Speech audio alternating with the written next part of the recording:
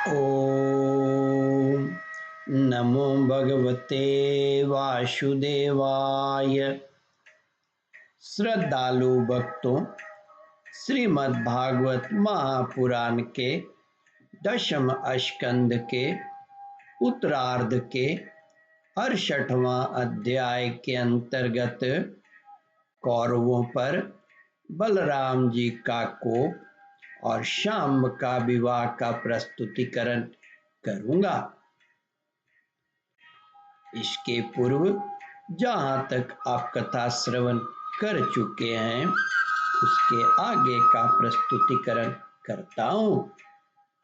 श्री सुखदेव जी कहते हैं, परीक्षित, बलराम जी की वाणी वीरता, शूरता और बल पौरुष के उत्कर्ष से परिपूर्ण और उनकी शक्ति के अनुरूप थी।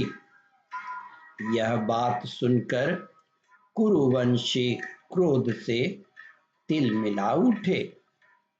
वे कहने लगे, अहो, यह तो बड़े आश्चर्य की बात है। सचमुच काल की चाल को कोई टाल नहीं सकता।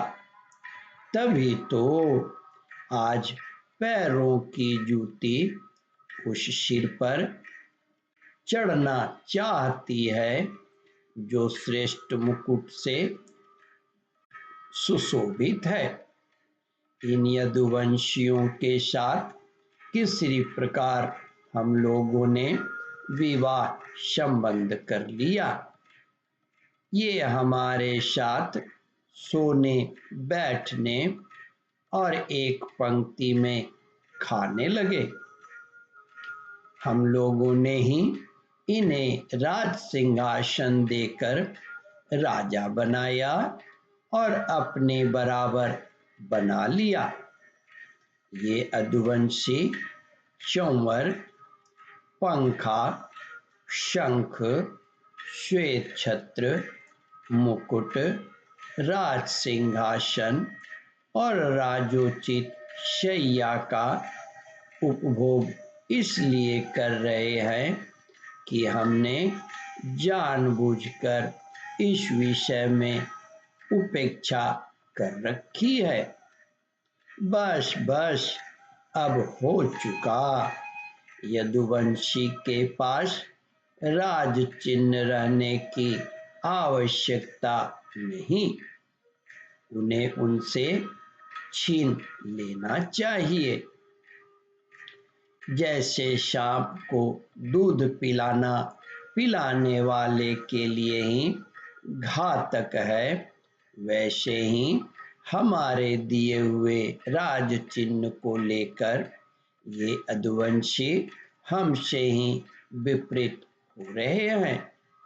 देखो तो भला, हमारे ही कृपा प्रसाद से तो इनकी बढ़ती हुई, और अब ये निर्लज्ज होकर हम ही पर हुकुम चलाना चाहते हैं।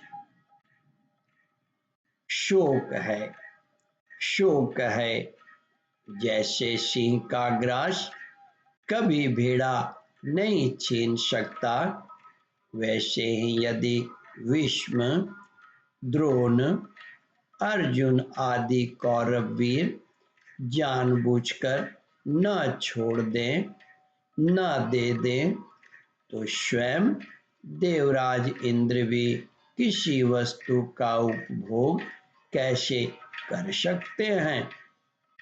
श्री सुखदेव जी कहते हैं, परीक्षित, कुरुवंशी अपनी कुलीनता,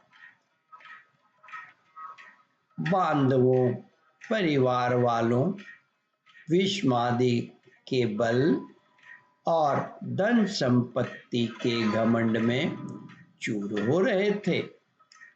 उन्होंने साधारण शिष्टाचार की भी परवाह नहीं की और वे भगवान बलराम जी को इस प्रकार दुर्वचन कहकर हस्तिनापुर लौट गए।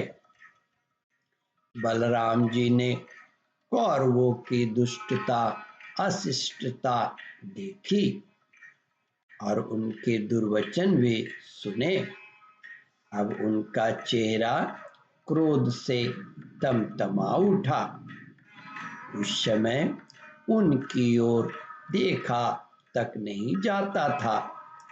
वे बार बार जोर जोर से हंसकर कहने लगे, सच है, जिन दुष्टों को अपनी कुलीनता, बल पौरुष और धन का घमंड हो जाता है, वे शांति नहीं चाहते।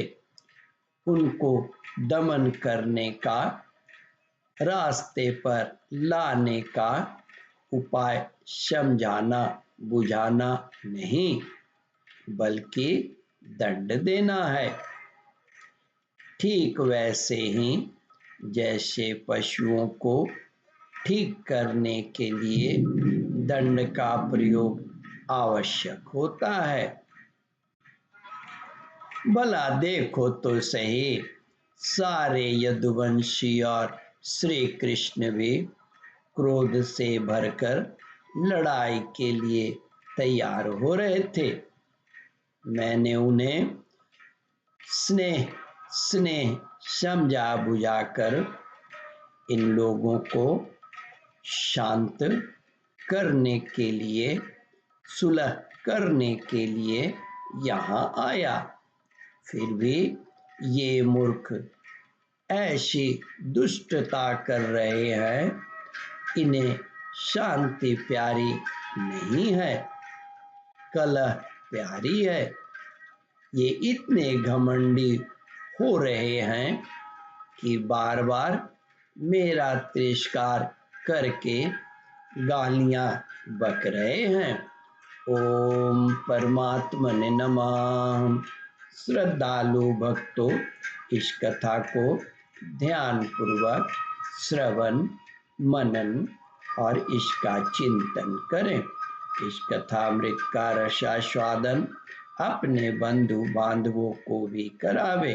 इस वीडियो को शेयर और सब्सक्राइब करें। ओम परमात्मने नमः।